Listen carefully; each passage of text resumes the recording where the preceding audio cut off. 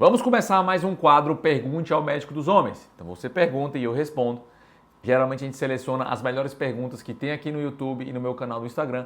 Então fique à vontade para mandar a sua pergunta aqui, que eu e minha equipe vamos escolher as melhores perguntas para responder sempre aqui para vocês desse quadro.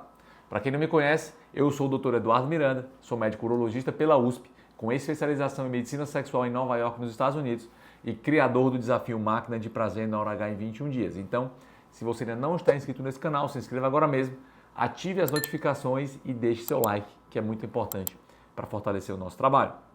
Vamos lá para a primeira pergunta. Doutor, acordo de pau duro todo santo dia. Na hora da masturbação, ele fica bem ereto, mas na hora do vamos ver, ele perde a força. Como resolver isso, doutor? Então, meus amigos, eu sempre costumo dizer que a função erétil, a capacidade de um homem ter uma ereção, sempre deve ser pautada pela sua melhor experiência. Então, se o sujeito acorda com ereção, tem boa ereção na masturbação, isso por si só é suficiente para eu entender que o pênis dele é capaz de gerar pressão, que a fisiologia, o mecanismo de ereção está preservado, que com o estímulo adequado ele consegue ficar relaxado, o sangue vai entrando no pênis, o músculo é capaz de se expandir e se preencher de pênis internamente e que o mecanismo de válvula que mantém o sangue preso lá dentro está funcionando. Então, certamente, o problema está muito mais relacionado à experiência. Quando você está com a parceira, na hora do vamos ver o que acontece. Então, isso vai gerar uma pior experiência, uma adrenalina exagerada, uma falta de confiança. Então, isso vai gerar uma contração imediata do pênis. Então, veja, se o sujeito não consegue reproduzir a sua melhor experiência quando está com uma parceira, é porque ele está com falta de confiança, está com excesso de adrenalina. Isso, gente, é o que eu chamo da disfunção erétil psicogênica.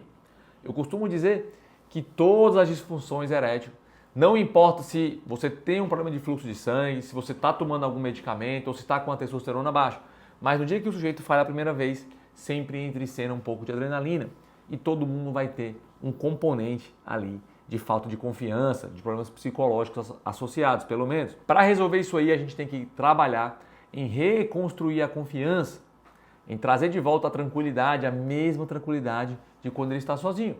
É claro que isso não é um processo simples, nem fácil, nem trivial. Porém, isso é possível através de uma combinação de duas estratégias, né? Estratégias relacionadas à mudança de mindset, muitas vezes terapias, e em alguns casos através do suporte medicamentoso. Quando você combina essas duas estratégias, o sujeito começa a ter boas experiências. E uma vez que você começa a empilhar experiências positivas, você vai ficando cada vez mais relaxado e mais confiante na hora H. Então esse é o principal caminho. Os medicamentos, tadalafila, sildenafila, vardenafila, lodenafila, são boas opções porque eles servem como uma muleta, né, para quem está com a debilidade, está com dificuldade de andar. Você começa andando com a muleta para reconquistar a confiança. E uma vez que vai voltar ao normal, o seu médico vai poder com você fazer um desmame, tirar essas medicações e você volte a caminhar sozinho. Tá? Então saiba que é possível. Na verdade, casos como esse têm um excelente prognóstico, tem uma altíssima chance de voltar a ficar 100%, sob a supervisão e acompanhamento adequados. Vamos lá para a segunda pergunta, doutor. Desde que comecei a tratar a depressão, minha libido e minha ereção sumiram. Tem relação? Com certeza, gente. A depressão e os seus tratamentos estão entre as causas mais comuns de queixas sexuais masculinas, do desenvolvimento de disfunções, tanto da disfunção erétil como da disfunção que a gente chama que é desejo sexual hipoativo masculino, ou seja, baixa libido. E aí tem dois cenários. Tanto a depressão, que é um cenário que leva uma desregulação dos seus neurotransmissores de prazer, que vão te deixando cada vez mais para baixo, sem motivação, tanto esses sintomas levam a diminuição natural da libido e com a libido mais baixa, ao teu estímulo, a sua ereção vai ficar mais fraca, como também os medicamentos, os tratamentos que são direcionados para fazer essa regulação, esse ajuste de neurotransmissores, eles também podem melhorar o seu bem-estar, mas como consequência, como efeito colateral, trazer ali uma diminuição do desejo, uma piora da ereção. Então, de certa forma, todos os medicamentos psicotrópicos, todos os medicamentos utilizados para tratamento da depressão podem, pelo menos em uma menor escala, trazer alguma dificuldade sexual. É claro que não é 100%. Os efeitos colaterais vão variar até cerca de 30% a 40% dos tratamentos. Só que os medicamentos eles são divididos em riscos, né? Qual é a chance desse medicamento trazer algum efeito colateral na esfera sexual. Então existem os medicamentos de alto risco, de risco intermediário e de baixo risco. Então o que eu queria trazer aqui é um lembrete aqui dos medicamentos de mais baixo risco, porque se você está com esse sintoma ao começar um tratamento, converse com o seu médico sobre a possibilidade de, se for indicado no seu caso, de migrar de um tratamento de mais alto risco para um tratamento de mais baixo risco, onde a chance disso acontecer vai ser mais baixa. Então, citando alguns medicamentos do baixo risco, queria dizer a trazodona. Inclusive, a trazodona é um medicamento que também é utilizado para problema de insônia. E, inclusive, um dos efeitos colaterais da trazodona é o priapismo, uma ereção prolongada, porque ela age contrabalanceando o efeito da adrenalina no nosso cérebro. Outro medicamento é a vortioxetina, né, que é o nome genérico, né, do Brintellix, que é um medicamento moderno, também de mais baixo risco. Outro medicamento é a agomelatina, tá, que também tem mais baixo risco, a fluvoxamina e o mais conhecido, a bupropiona. Tá, gente? A bupropiona mexe, né, são drogas dopaminérgicas. Então tem que ver realmente se ela pode ser indicada em caso de depressão isolada, porque muitas vezes ela pode até te deixar um pouco mais acelerado e para quem tem bipolaridade pode não ser uma boa opção. Mas é uma droga também utilizada para homens que querem diminuir algum tipo de vício, né? Querem largar o cigarro ou algum outro tipo de vício.